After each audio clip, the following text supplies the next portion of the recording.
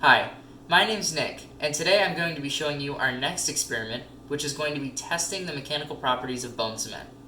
So let's get started. Our bone cement is made from polymethyl methacrylate, or PMMA, with various amounts of additives. Be sure to keep your samples separate. First, we need our samples, a paper clip, a ruler, a small binder clip, a ratchet clamp, any small card like this Caniac Rewards card, the provided food scale, make sure that it has batteries, and not one, not two, but 3 water bottles to make this the fastest, but make sure that they all have handles. First, we will fill our water bottles so that they have the right weight. We will start by turning on the scale, being sure that it is tared and on grams. We will place our empty bottle on the scale and add water until it reaches 500 grams. Then, I labeled mine so that I knew the exact mass the bottle was. Don't forget to include the lid. Record the exact weight, making sure that it is within 2 grams of the desired amount. Then fill the next bottle to 700 grams. If your bottle has a lid like mine, then you don't need any extra materials. But if your bottle doesn't have a handle, I'd recommend tying a string to it so that you can hang it. Finally, I am finishing the pour on my 900-gram bottle and labeling it. Before undergoing our stress test, we will measure our samples. Notice how one side is flat and the other is slightly concave. We will first measure the width of the sample. I like to measure at 2 different points. Next, we will measure the height of the sample by measuring the sections with the least and greatest height. Make sure to look all around your sample.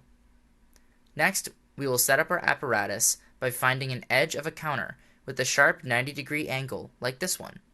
I recommend using a paper towel to prevent your sample from scratching the countertop. Next, clamp the sample using the ratchet clamp, making sure that the clamp has enough to grab onto, but also leaves plenty of sample hanging off of the counter. Place the binder clip on the hanging edge of the sample, making sure that it won't fall off. I usually test mine by deflecting the sample slightly with my hands, so that I know the bottle won't pull it off. Next, take the paper clip. Bend it open and out as shown, and hang it on the binder clip. Now that our apparatus is set up, let's measure the length. To measure the length of the sample, we will simply measure from the edge of the counter to the point where the binder clip meets the sample.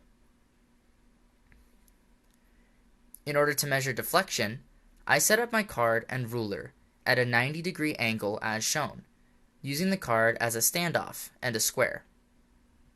Before you hang your bottle on your sample, I would recommend wearing safety glasses because the bone cement can break. Hang the 500-gram bottle first on every sample. Make sure that you gently and slowly add the weight to the sample. Don't introduce the entire weight onto the sample at once to prevent fracturing it.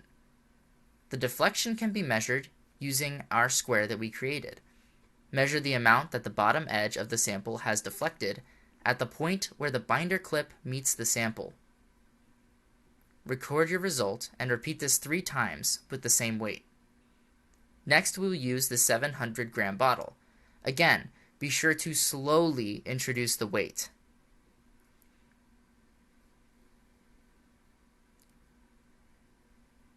Each sample should be deflected 3 times with each weight, and each sample should be tested with all 3 weights.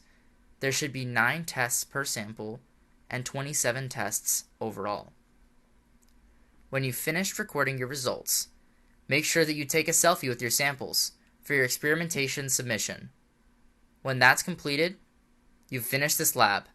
Congrats!